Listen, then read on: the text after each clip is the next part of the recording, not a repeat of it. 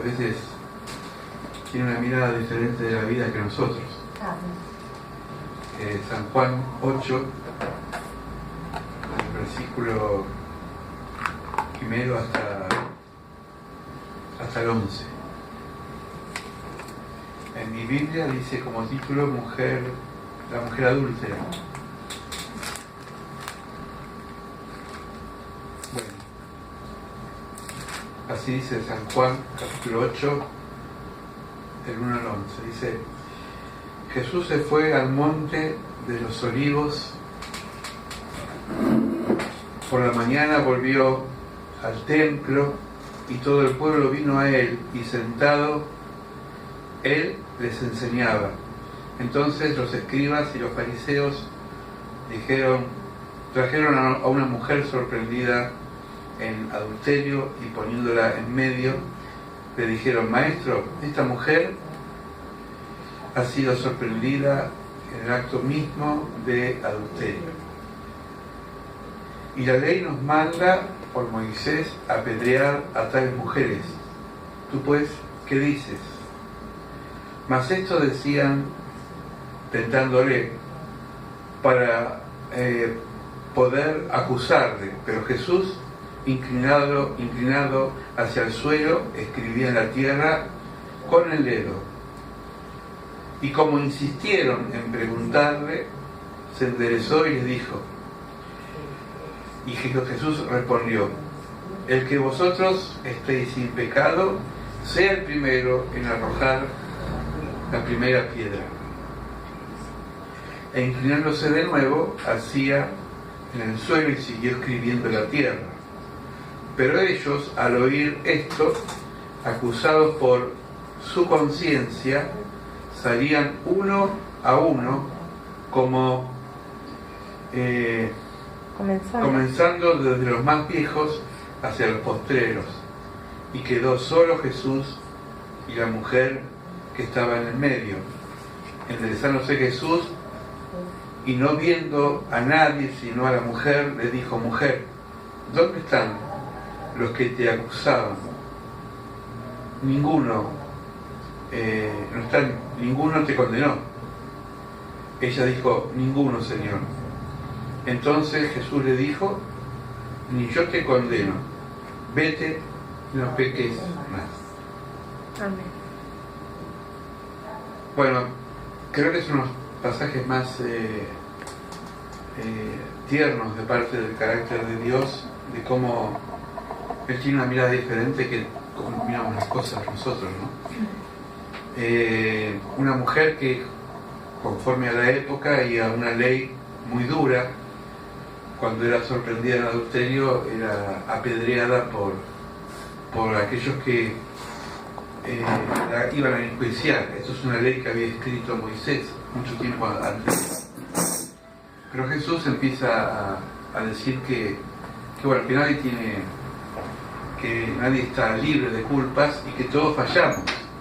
De alguna forma u otra, siempre fallamos. Pero lo importante es que esta mujer no se sintió acusada por la gente que estaba presente, porque ya no estaban las personas. Entonces, al despejarse el territorio, se sintió ella como sola con Jesús. Y entonces le dijo: bueno, ¿dónde están aquellas personas que te querían matar? Porque justamente la ley decía que había que matarlo. Se fueron todos. Dice que la conciencia los acusó. Y la conciencia es algo que muchas veces, yo digo que es como un semáforo, ¿no? A veces está la luz verde, podemos seguir avanzando, a veces está la luz roja, pero a veces cuando andamos en un vehículo y está la luz amarilla, corremos el riesgo de que el otro no vea la luz o se apresure a cruzar la calle y nos atropelle. Lo ideal sería frenar a tiempo, pero las velocidades que a veces llevan los autos son muy rápidas. Hace poco me enteré por un amigo que un amigo de él, no mío, murió con la moto porque él tenía el semáforo en verde, pero el remisero o el taxista, no sé qué era, una persona que iba manejando el auto, se adelantó, cruzó y lo atropelló. Es decir, por transgredir o por apurarse, terminó acabando con la vida de un ser humano. Y estas luces son como señales que se van a veces presentando. La conciencia también es algo que es raro porque está dentro de nuestro ser. No es algo que uno la pueda frenar. A veces hay situaciones que nos dan vuelta y nos dan vuelta la cabeza y parece que es como una víbora que está enroscada ahí, viene a la zapada y la serpiente cuando puede darle el zarpazo muerde. Así a veces actúa la conciencia. Todos se sintieron confrontados con una sola palabra: quien esté libre de pecado que arroje la primera piedra. Como de los que estaban ahí nadie podía decir yo estoy libre, porque quién está libre, ¿verdad? Se fueron, no quedaba otra que irse. Y este correrse tiene que ver también con a veces decir, bueno, yo no puedo ahora juzgar ni adelantarme a sacar conclusiones sobre otra persona, porque cada uno sabe en el fondo lo que es y lo que hace, y a veces hay situaciones que uno no las entiende porque las vive la persona que las sufre. El otro día estábamos viendo una película con Dina que hace poquito, antes de ayer, que era una familia que estaba separada, y resulta que esa familia, el papá vivía en una playa, era escritor, tenía 2 hijos adolescentes, una hija y un hijo, y era muy rebelde, como todo adolescente, muy transgresor. De pronto ellos tenían, sobre todo la hija, tenía un odio hacia la mamá, porque según ella, la mamá había traicionado a su papá con otra persona. Claro, ella sabía una parte de la versión de esa relación. Cuando el papá le insistía que se acerque a su mamá, que la salude, que le hable, que sea un poquito más respetuosa, ella se ponía cada vez más dura, ¿no? Porque estaba muy resentida, con mucho dolor. Y entonces en un momento en la playa, en una escena muy interesante, el papá la mira a la hija y le dice: antes que tu mamá me deje por lo que vos pensás que me dejó, yo también cometí un acto de infidelidad, y eso produjo que estuvimos separados un tiempo. Ella me esperó 6 meses, yo volví, y ahora me toca a mí esperarla que ella vuelva, ¿no? Interesante. Cuando la hija recibe este mensaje de su papá, que lo quería mucho, decide con un acto de valentía ir a la casa de la madre, que no visitaba, hacía más de un año que no la visitaba, y se reconcilia con la mamá. Y esto tiene que ver con que a veces no sabemos la historia total de la otra persona, sabemos una parte, porque es como cuando uno mira algo. Por ejemplo, yo miro esa camarita y bueno, yo miro la parte de atrás, no veo la imagen que se está proyectando, la imagen la ven los que están atrás. Entonces mi visión es parcial, no tengo una visión total. El único que tiene una visión total de las cosas es Dios, porque Él nos conoce tal como somos. Él nos conoce con nuestros defectos, con nuestras virtudes, con nuestras capacidades y errores. Y Jesús, que conocía el corazón del ser humano, dejó que el mismo ser humano muerda la propia trampa, que era el de acusar. Él no dijo nada, Él no se enojó con los fariseos, no se enojó con las personas que la querían apedrear, simplemente dijo: bueno, ¿y ustedes por casa cómo andan? Dice que todos, al sentirse tocados por esta palabra, no pudieron otra cosa que irse, porque ninguno de los que estaban ahí era mejor o peor que esta mujer. Vaya a saber qué lo llevó a esta mujer a esta actitud. A veces cuando una persona hace algo incorrecto, puede haber varios motivos, pero el motivo principal lo conoce Dios. A veces tenemos reacciones, reaccionamos mal porque nos enojamos con alguien, o nos levantamos, como yo digo, con el pie izquierdo y de pronto es como que no queremos que ese día no nos toque nadie, que nos mire nadie, porque estamos así eléctricos, ¿no? Y por ahí, porque tuvimos un mal sueño, no dormimos bien, o no fue bueno el día en el trabajo, qué sé yo. Esos humores que tenemos nosotros adentro y que muchas veces no los podemos manejar. El que nos mira de afuera va a decir, bueno, pero qué carácter, qué personalidad, qué forma de ser. Pero siempre con una mirada parcial. Siempre como que no podemos nosotros juzgar la totalidad de la otra persona. Por eso cuando Jesús dice no juzguen y no serán juzgados, quiere decir que la misma medida que uno mide va a ser medido también. A veces es preferible callar, a veces es preferible decir, bueno, no sé por qué está así, no sé por qué se comporta así conmigo, no sé por qué tuvo esa reacción, vaya a saber qué lo llevó a tener esa reacción. A veces hay situaciones que una sola reacción produce como un desencadenamiento de una bomba.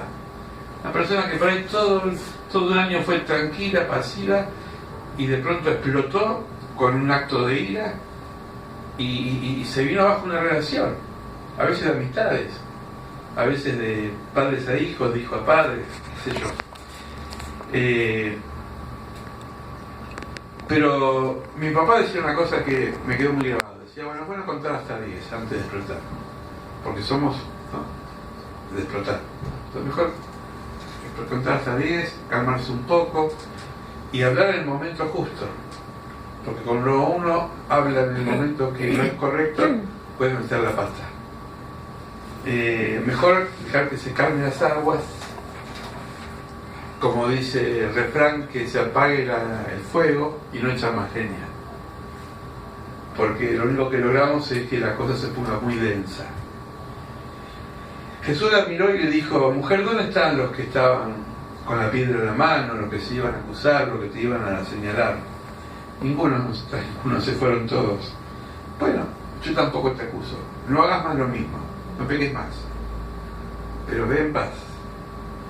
Y ese ve en paz y no lo hagas más, la liberó de la carga muy fuerte que tenía, porque socialmente, sobre todo en esa época, era algo mal visto. Dios siempre nos da la paz cuando nos deja, cuando nos perdonamos, cuando nos sentimos que hemos cometido un acto incorrecto, un acto que no corresponde. Entonces es importante, en ese sentido, ir al lugar justo, que es Dios. Decir, Señor, yo me arrepiento de lo que hice. Y si lastimé a alguien, es bueno hablarlo con esa persona.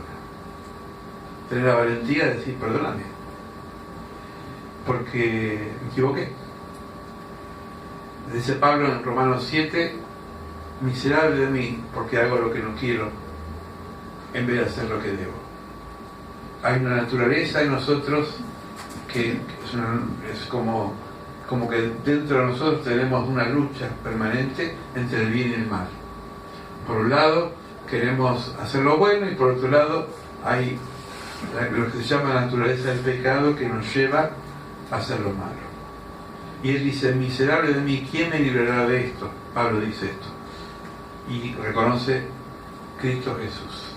Eso lo dice en Romanos 7. Después Romanos 8 dice, no hay más condenación para aquellos que están en Cristo Jesús.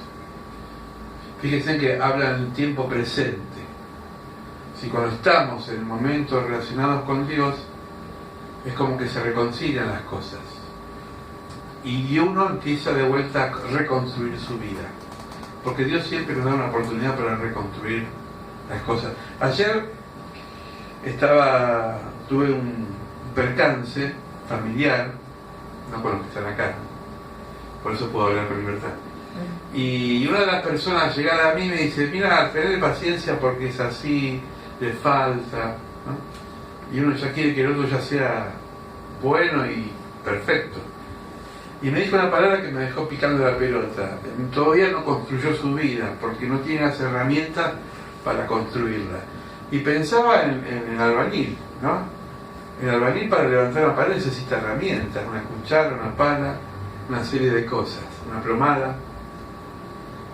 No hagan como yo, que cuando levanto una pared es a ojo y después me sale una columna media torcida. Pero un albañil profesional que sabe hacer las cosas va a hacer una pared derechita. Y a veces hay gente que no tiene las herramientas, que no le han dado las posibilidades de que pueda construir la vida, porque quizás nació sin una base, no tuvo una formación en la familia, qué sé yo. Los pasados de cada uno de nosotros son muy particulares, pero lo importante es que Dios no ve ese pasado, sino lo que somos ahora. Por eso dice, el que está en Cristo, el que es presente ahora, es una nueva criatura. Las cosas viejas pasaron, todo es hecho nuevo. Es como borrón y cuenta nueva. Dios siempre hace eso con nosotros. No para que juguemos, sino para que pensemos y tratemos de reconstruir las cosas bien. Entonces, la pregunta es vigente. Acusados por la conciencia, se fueron. A veces la conciencia nos acusa, a veces nos acusa la circunstancia, a veces nos acusa las personas. La pregunta sería, ¿y Dios me acusa? Si Dios no me acusa, bueno, entonces estoy bien. Porque la opinión de los demás puede ser buena o mala, pero no deja de ser una opinión relativa. Vamos a orar porque es feo vivir con culpa. Es feo tener cargas emotivas que a veces nos llevan a proceder mal. El mejor psicólogo que puede entrar a nuestra conciencia es el Señor, que nos puede liberar y darnos paz. Amén. Señor, amén. Te pedimos en esta noche, más allá de cada historia personal de nosotros, vos conocés nuestro corazón. Así como un médico de cabecera tiene una historia clínica de nuestras vidas y sabe lo que somos, sabe cuál es nuestra enfermedad, cuál es el foco infeccioso de nuestro ser. ¿Cuántas veces, Señor, hemos recurrido al cardiólogo o al médico clínico o a un especialista? Y tú eres el médico de cabecera por excelencia. Tú tienes una historia clínica que sabes dónde estamos parados, cuántas veces caemos, cuáles son nuestras debilidades y pecados y también nuestras virtudes. Pero en ese diagnóstico perfecto que tenés de nosotros, ante todo está tu perdón, está tu reconciliación permanente con la vida y tu misericordia. Danos paz si tenemos culpa, quita de nosotros todo peso, toda carga, y podamos ahora entregar nuestras cargas al Señor. Dice el apóstol Pedro, Cristo es nuestra paz. Echad todas vuestras cargas sobre Él, porque Él cuida de vosotros. Y el Señor nos cuida, el Señor nos protege y sobre todo el Señor nos ama. En el nombre de Jesús, amén. Amén. Amén.